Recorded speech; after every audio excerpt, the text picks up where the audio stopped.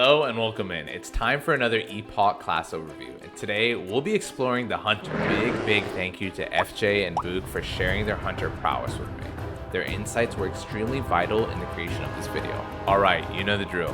Grab a seat in the front row, maybe a snack, and let's begin. Two new races have begun their thirst for the hunt. Epoch introduces the human and undead hunter. Whether you're in the lush Elwyn Forest or the decaying Tirisfal Glades, new class quests will be available to teach your hunter control over beasts. Onto the general class changes. Epoch has lightened the ammo burden a bit. Stacks go up to 250 and all quivers or pouches now hold 2 more additional slots. Ammo purchased or crafted through engineering will be 50 higher per stack. Aspect of the pack is now a 5-minute cooldown raid speed boost that doesn't result in a daze if anyone is hit. This has created an interesting new raid utility for hunters. Maybe this can be used to avoid a big raid mechanic or to create a blitz during large-scale PvP. There isn't a duration listed, but I believe it's supposed to be for about 8 seconds. Disengage is now a leap, but not quite as flexible as future versions. It can only be used on the ground with a target that is within your line of sight and range. With the 3.3.5 client, moving into melee range automatically begins your melee swings, making melee weaving a bit simpler to handle. For those unaware, this is a process of entering melee range at precise moments to optimize your damage output. The pet training system is taken from Wrath of the Lich King. Tame a pet and watch as his abilities grow alongside you. You can also allocate talent points for your pets. All pets have a 90% avoidance baked in. This means in most encounters you won't have to worry about your pet being one-shotted by a random AoE. Pets will scale with your stats and all pets have a normalized attack speed. Don't worry about sitting in Mulgore 24/7 to tame the Rake.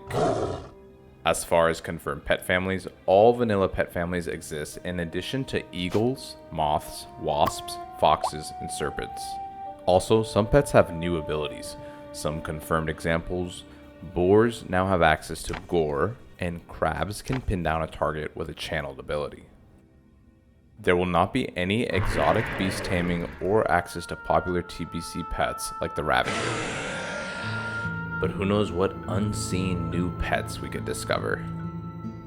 As a general note, hunter scaling is strongly tied to haste, and depending on the speed of the ranged weapons we discover in the endgame, the class as a whole will feel more or less active mechanically. There have been rumors that late tiers could include more haste stat on items as well. That's it for the general class section. Let's talk about marksmanship. Me not that kind of orc. In PvE, marksmanship hunters bring the valuable True Shot aura, now raid wide on Epoch. To compensate for this, it's been nerfed by 25 AP at the max rank. No significant PvE changes outside of this are really worth noting, although keep an eye out on the performance of Serpent Sting. Due to Storm Strike and Curse of Elements providing much more support to nature damage, this ability could become worthwhile in certain fight lengths, if you don't go ooh. I need more mana. In PvP, a crab or scorpion would be great choices here, especially since the scorpion's poisons will protect your valuable stings from being dispelled easily.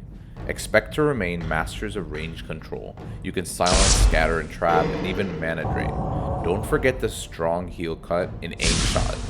Oh, and it's worth noting, there's an opportunity to save talent points now, as Epoch has shifted silencing shot down 2 rows in the talent tree. Alright, onto Beast Mastery. Back to the dust with you. The spec tree hasn't changed much for BM, outside of a slight nerf to Serpent Swiftness, dropping the haste bonus to your pet from 4% to 2%. Even so, with a high DPS pet like a cat, BM is still likely to be the highest output hunter spec. And of course, you will be bringing the highly desired Ferocious Inspiration raid buff. In PvP, you still have access to High Burst in your offensive cooldown windows with the Beast Within and Bestial Wrath, but damage drops significantly outside of those moments. You're also giving up some valuable utility from Marksmanship going deep BM for PvP, so keep that in mind. On to the last spec, survival. Who you be? Survival will bring the raid buff Expose Weakness, but there are 0 changes in the talent tree for Epoch, so expect the TBC gameplay for the spec. However, similar to my earlier point about Serpent's Sting, with alterations to raid buffs like Storm Strike and Curse of Elements, there may be an interesting synergy using a Wind Serpent. Survival's high crit rate could fuel the pet's focus with Go for the Throat in order to allow for the Serpent to blast away. Just some food for thought. When it comes to PvP, hunters don't really spec full survival, but there are some notable things in the tree to pick up as usual. For example, deterrence and sure-footed. Okay, that's it for survival. Let's move on to the hunter dungeon sets. The 4-set cooldown reduction on traps could be interesting for ad-based fights. The 6-set is dismissible, and the 8-set, however, could be very powerful for cleave. Overall, the bonuses are good enough to give you situational uses without making it a must equip. This should give you some flexibility to experiment with different pieces.